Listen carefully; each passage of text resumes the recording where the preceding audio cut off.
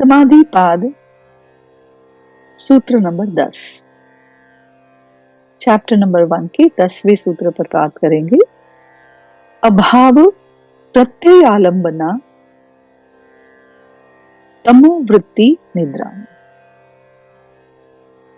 जिस वृत्ति का आधार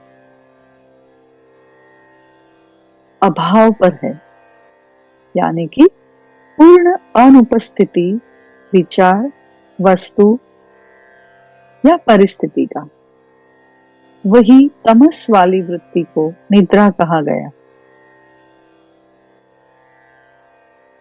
हम सब जानते हैं कि जब हम निद्राधीन होते हैं तो हम एक्चुअली होते ही नहीं हैं।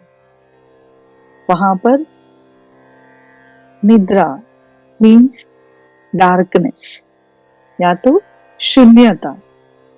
निद्रा की वृत्ति जो मन की है वह शून्यता और डार्कनेस यानी कि अंधकार का आधार लेती है। वहां पर नींद वह मानसिक वृत्ति है जहां पर ना तो विचार है, ना ही कोई रूप है, ना ही कोई वस्तु की उपस्थिति और ना ही कोई स्मृति।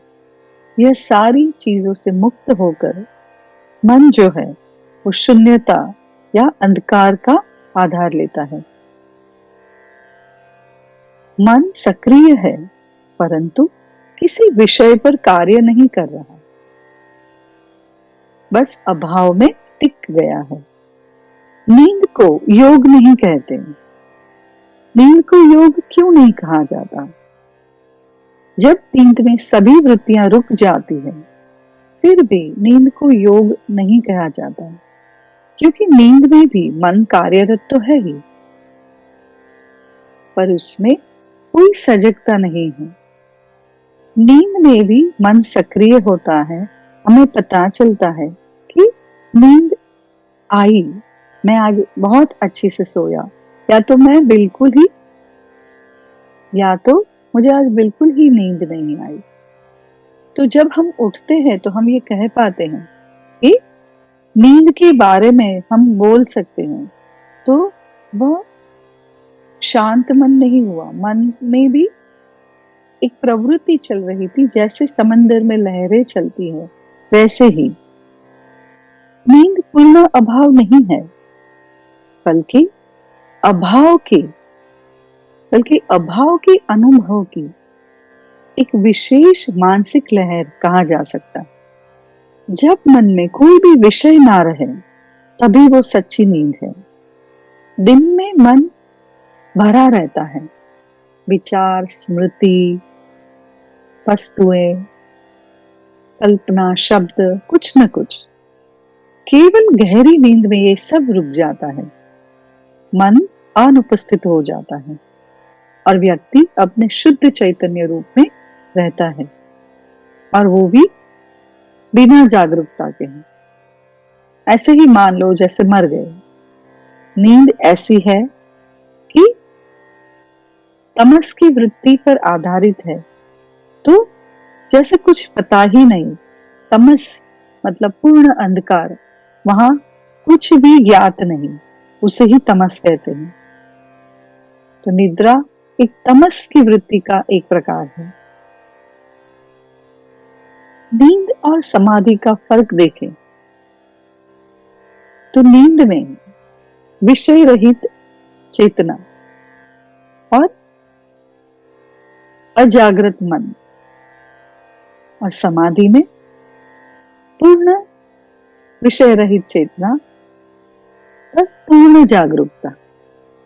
यदि नींद में जाग जाओ तो वही समाधि है। अपना मन जो है वो 2 बार गियर बदलता है। वह कैसे?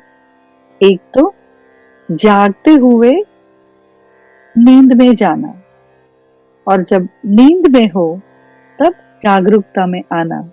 ये दोनों संध्या समय है। जागरण से नींद में प्रवेश और नींद से जागरूकता में वापसी।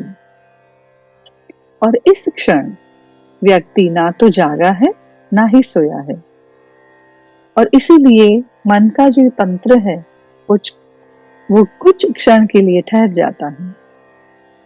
यदि इस क्षण में सजग हो गए तो आध्यात्मिक परिवर्तन की नींव पड़ जाती है। यह कैसे संभव है? तो सीधा नींद में संभव नहीं है।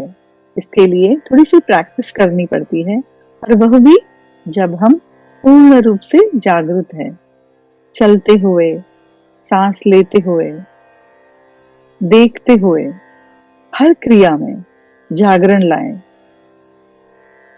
स्वप्न में जागरूकता लाने के लिए एक टेक्निक है।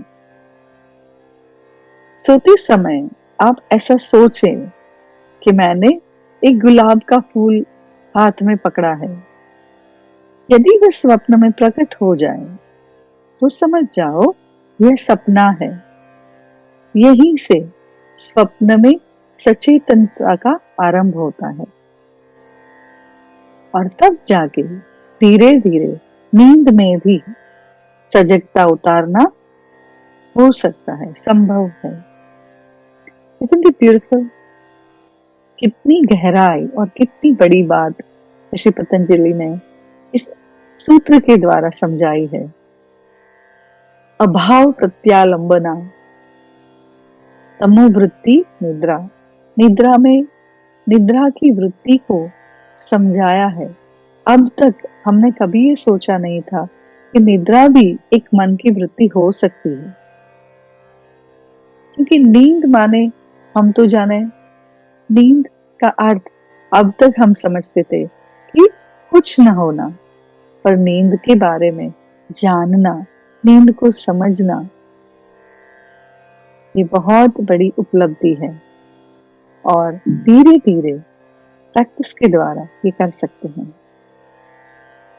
नमस्ते।